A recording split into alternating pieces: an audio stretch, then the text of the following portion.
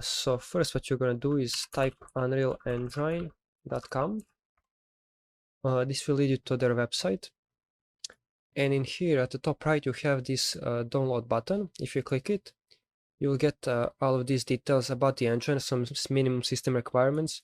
And I think this is for Unreal 4, but we'll be using Unreal 5, so it will be a bit more resource intensive.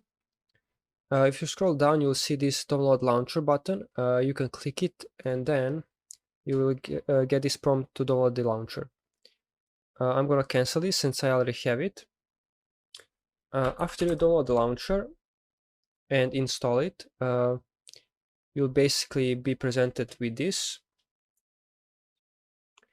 This is Epic Launcher window, and here we have a few things. So we're going to wait a second for it to open.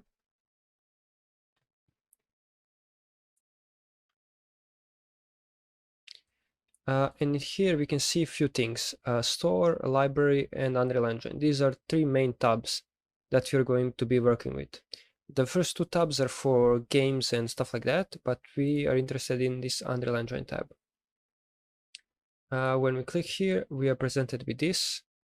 Again, a few more tabs, but we are mainly interested in the library. So we have some samples that Unreal provides you marketplace to download assets, but we actually only care about the library right now. So in here, what you're going to do, if you don't have any engine versions, you're going to click plus here, and then in the drop-down menu, you're going to select Unreal Engine 5.